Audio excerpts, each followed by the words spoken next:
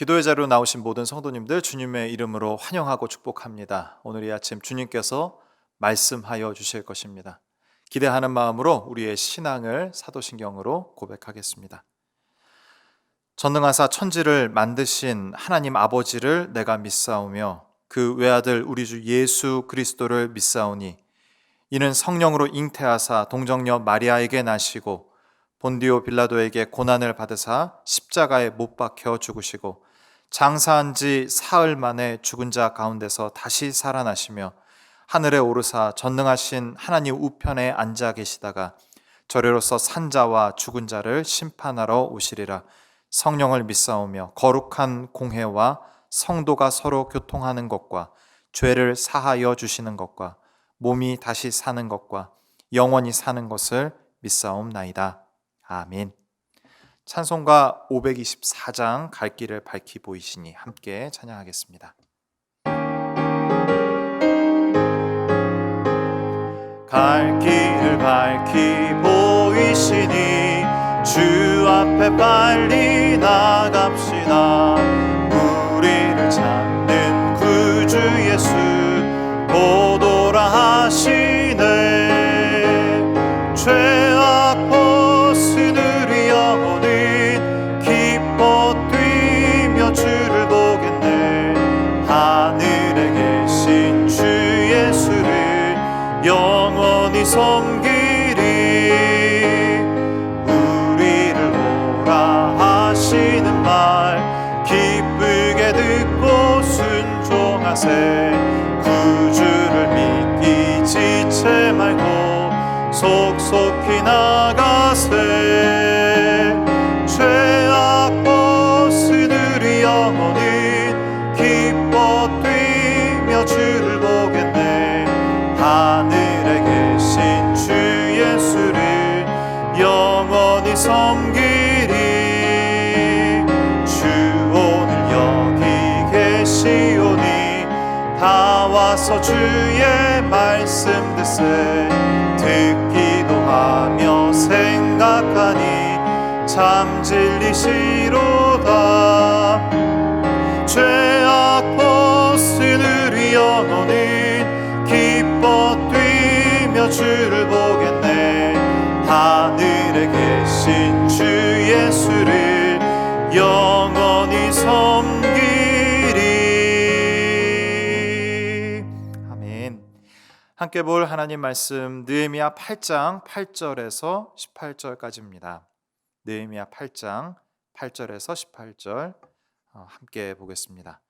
하나님의 율법책을 낭독하고 그 뜻을 해석하여 백성에게 그 낭독하는 것을 다 깨닫게 하니 백성이 율법의 말씀을 듣고 다 우는지라. 총독 느헤미야와 제사장 겸 학사 에스라와 백성을 가르치는 레위 사람들이 모든 백성에게 이르기를 오늘은 너희 하나님 여호와의 성일이니 슬퍼하지 말며 울지 말라 하고, 느헤미야가 또 그들에게 이르기를 너희는 가서 살진 것을 먹고 단 것을 마시되 준비하지 못한 자에게는 나누어 주라. 이날은 우리 주의 성일이니 근심하지 말라. 여호와로 인하여 기뻐하는 것이 너희의 힘이니라 하고, 레위 사람들도 모든 백성을 정숙하게 하여 이르기를 오늘은 성일이니 마땅히 조용하고 근심하지 말라 하니 모든 백성이 곧 가서 먹고 마시며 나누어 주고 크게 즐거워하니 이는 그들이 그 읽어 들려준 말을 밝히 알미라. 그 이튿날 뭇 백성의 족장들과 제사장들과 레위 사람들이 율법의 말씀을 밝히 알고자 하여 학사 에스라에게 모여서 율법에 기록된 바를 본즉 여호와께서 모세를 통하여 명령하시기를 이스라엘 자손은 일곱째 달 절기에 초막에서 거할지니라 하였고, 또 일렀으되 모든 성읍과 예루살렘에 공포하여 이르기를 너희는 산에 가서 감람나무 가지와 들감람나무 가지와 화석류나무 가지와 종려나무 가지와 기타 무성한 나무 가지를 가져다가 기록한 바를 따라 초막을 지으라 하라 한지라. 백성이 이에 나가서 나뭇가지를 가져다가 혹은 지붕 위에 혹은 뜰 안에 혹은 하나님의 전뜰에 혹은 숨은 광장에 혹은 에브라임 문 광장에 초막을 짓되 사로잡혔다가 돌아온 회중이 다 초막을 짓고 그 안에서 거하니 눈의 아들 여호수아 때로부터 그날까지 이스라엘 자손이 이같이 행한 일이 없었으므로 이에 크게 기뻐하며 에스라는 첫날부터 끝날까지 날마다 하나님의 율법책을 낭독하고 무리가 이레 동안 절기를 지키고 여덟째 날에 규례를 따라 성회를 열었느니라. 아멘.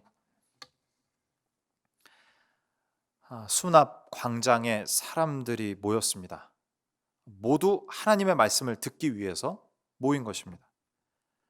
학사 에스라가 하나님의 말씀을 펴 읽었습니다. 백성들은 말씀이 들려질 때 모두 그 자리에서 일어섰습니다. 에스라가 하나님의 말씀을 읽으며 크신 하나님을 송축했습니다. 그때 모든 백성들은 엎드려 주님을 경배했습니다. 이 사건은 느헤미야의 성벽 재건 사건의 하이라이트입니다. 어찌 보면 성벽 재건은 외형적인 모습입니다.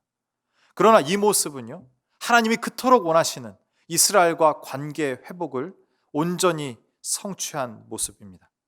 오늘은 이 관계 회복의 과정과 결과, 또 이 회복이 이루어지는 장소를 중심으로 오늘의 교훈을 찾아보려 합니다. 하나님과의 관계가 회복되는 과정, 그 첫 번째, 슬픔입니다. 9절인데요. 같이 보겠습니다. 백성이 율법의 말씀을 듣고 다 우는지라. 백성이 하나님의 말씀을 듣고 울고 있습니다. 왜 그들은 울음을 터뜨렸을까요? 8절을 보죠. 하나님의 율법책을 낭독하고 그 뜻을 해석하여 백성에게 그 낭독한 것을 다 깨닫게 하니.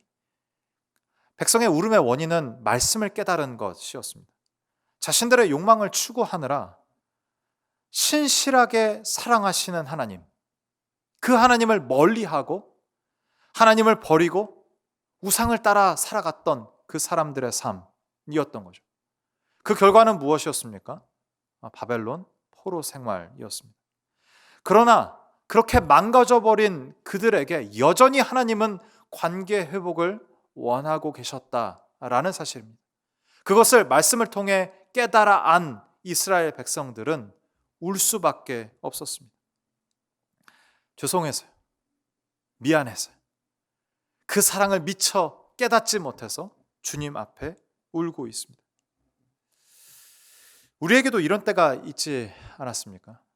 하나님의 사랑이 느껴져서 하나님께서 내가 그래도 널 사랑한다 라는 말씀 해주실 그때에 우리는 하염없이 울었던 기억이 납니다. 매일매일 이스라엘 백성들처럼 하나님 말씀에 멀어지려고 하는 그 순간마다 주의 말씀이 기억나서 하나님 죄송해요. 하나님 사랑합니다. 이런 고백을 하며 주님께 다시금 울며 돌아오는 은총이 우리 가운데 있기를 간절히 바랍니다. 하나님과의 관계가 회복되는 그 첫 과정이 뭐라고요? 슬픔입니다. 두 번째 과정인데요. 두 번째 과정은 기쁨입니다. 울고 있는 이스라엘 백성들에게 느헤미야와 에스라는 다음과 같이 이야기합니다. 9절입니다. 오늘은 너희 하나님 여호와의 성일이니 어떻게 해요? 슬퍼하지 말며 울지 말라 하고. 하나님께 돌아오는 과정, 인격적인 회복의 첫 단계는 슬픔, 울음이라고 했습니다. 그러나 이것만은 할 수 없는 일이죠. 여기에 성일은 기뻐하는 날이라는 뜻입니다. 여호와의 성일은 도저히 회복할 수 없는 관계를 회복하신 하나님. 나의 능력으로는 도저히 답이 없는 이 상황을 회복해 주신 그 하나님을 기뻐하는 날입니다. 그것이 여호와의 성일인 거죠. 그러면서 느헤미야서에서 가장 유명한 구절이 나옵니다. 이런 맥락에서 이 구절이 나오는 거거든요. 10절입니다. 여호와로 인하여 기뻐하는 것이 너희의 힘이니라 하고. 이 구절이 와닿을 때가 언제입니까? 힘들 때예요. 어려울 때입니다. 나의 힘으로 열심히 해봤는데 되지 않는 그때에 이 말씀만큼 우리에게 힘이 되는 구절이 없습니다. 여호와로 인하여 기뻐하는 것이 너희의 힘이라.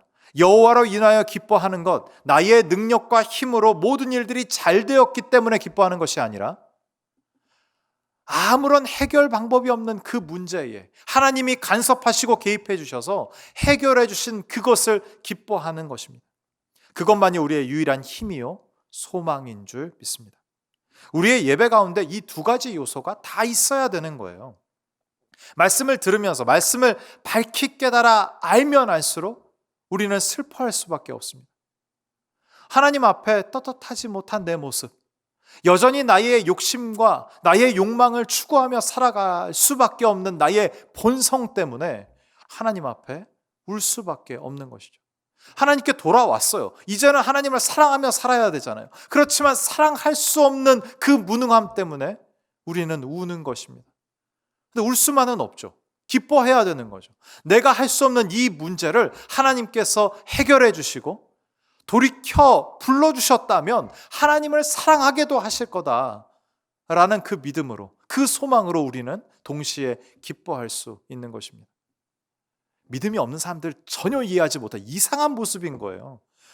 사람이 교회만 가면 울었다가 웃었다가 이 막 감정의 기복이 막 이렇게 하는 그 모습을 누가 정상적으로 봐주겠습니까? 그러나 우리는 알죠. 예배하며 주님 앞에 은혜 가운데 울기도 하고 웃을 수도 있다는 것을 우리는 압니다. 주일 예배, 주중 예배, 모든 드려지는 예배 가운데 하나님께 돌아와서 경험할 수 있는 이 슬픔과 기쁨, 눈물과 웃음이 가득한 예배 되시기를 주님의 이름으로 축복합니다. 느헤미야의 성전 재건의 하이라이트, 이 8장에서 등장하는 아주 중요한 장소가 있습니다. 17절인데요. 같이 보죠. 사로잡혔다가 돌아온 회중이 다 초막을 짓고 그 안에서 거하니 눈의 아들 여호수아 때로부터 그날까지 이스라엘 자손이 이같이 행한 일이 없었으므로 이에 크게 기뻐하며. 17절의 내용도 기뻐하며 라는 내용입니다. 근데 이들이 어디에 있다고 얘기합니까? 초막에 있다고 얘기합니다. 초막은 뭐죠? 무엇을 기념하기 위한 곳입니까? 출애굽을 기념하기 위한 곳이에요. 또 광야의 그 험난한 길을 하나님께서 실수함 없이 인도해 주셨다라는 것을 기념하는 공간이 초막입니다. 그런데 안타깝게도 이 17절에 뭐라고 얘기합니까? 여호수아 때로부터 지금 초막을 다시 세울 때까지 한 적이 없었대요. 그러니까 이스라엘 백성들은 광야 길 끝부터 요단을 건너 가나안 정복까지 이것을 잊고 살았던 것입니다. 그러나 이제 이것이 다시 회복되는 겁니다. 백성들에게 나무를 가져다가 초막을 짓게 합니다. 그리고 그곳에서 시간을 보내게 합니다. 여기에서 주목해서 봐야 할 표현이 있습니다. 사로잡혔다가 돌아온. 사로잡혔다가 돌아온. 이 표현은 1차 독자들인 이 지금 느헤미야의 말을 듣고 있는 사람들, 그 사람들을 대상으로 한다면 1차적인 의미는 바벨론 포로에 갔다가 돌아온, 사로잡혔다가 돌아온 그 의미일 겁니다. 그럼 2차적인 의미는요, 아까 말씀드린 출애굽인 거죠. 애굽의 바로가 만든 세상, 그 세상이 추구하는 가치, 이유는 알 수 없지만 그것을 맹목적으로 따랐던, 노예처럼 살았던 그 이스라엘을 출애굽시켜 주셨던 사건, 사로잡혔다가 돌아온 그 2차적인 의미가 있는 것입니다. 그러한 이스라엘 백성들에게 사로잡혔다가 돌아온 해방의 기쁨, 이제는 말씀대로 살 수 있다라는 소망과 희망을 주시기 위한 표현인 줄 압니다. 우리에게도 적용해 볼까요? 성도님, 무엇에 사로잡혀 계세요? 오늘 본문은 사로잡혔다가 돌아온, 사로잡힌 것으로부터의 해방을 이야기하고 있습니다. 우리는 지금 무엇에 사로잡혀 있습니까? 돈입니까? 명예입니까? 관계입니까? 무엇에 사로잡혀서 그렇게 허덕이며 살아가고 있습니까? 주님께서 오늘 이 말씀을 통해서 사로잡혔다가 돌아온 그들에게 초막을 허락하고 계십니다. 우리에게 영적인 초막이 필요합니다. 영적인 초막은 무엇일까요? 그 초막 안에서 무엇을 하는 것일까요? 이스라엘 백성들은 뭘 했을까요? 그 초막 안에서 하나님과 깊은 교제를 나누었을 것입니다.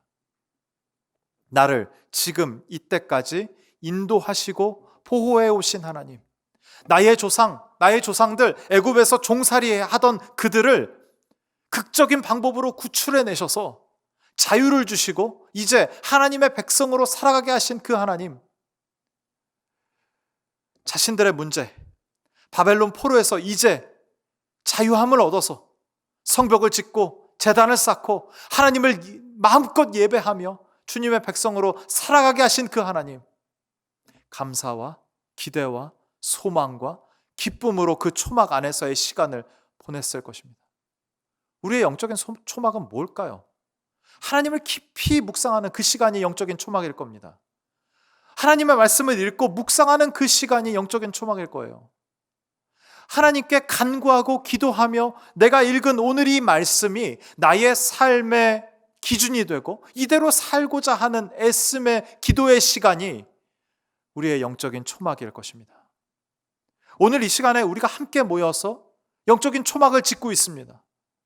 성도님, 우리의 영적인 초막 안에서 큰 쉼과 위로와 격려와 힘을 누리시기를 바랍니다. 우리 다시금 이 영적인 초막을 걷고 일상으로 나가야 되잖아요. 그 전에 에너지 충전해야 되지 않습니까? 힘을 얻어야 되지 않습니까? 그 힘은 바로 주님의 말씀을 묵상하는 이 시간, 주님께 기도하며 간구하는 이 시간인 줄 믿습니다. 우리 모두 영적인 초막을 날마다 지어 주님이 주시는 기쁨 가운데 살아가는 우리 모두가 되기를 간절히 소망합니다.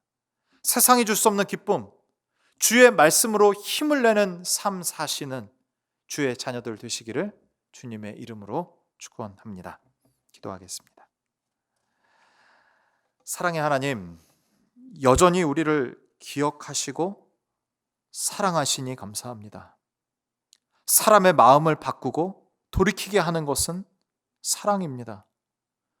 오래 참고 기다리는 그 사랑, 나를 끊임없이 기다리며 나를 위하시는 주님 때문에 우리의 마음을 돌이킵니다.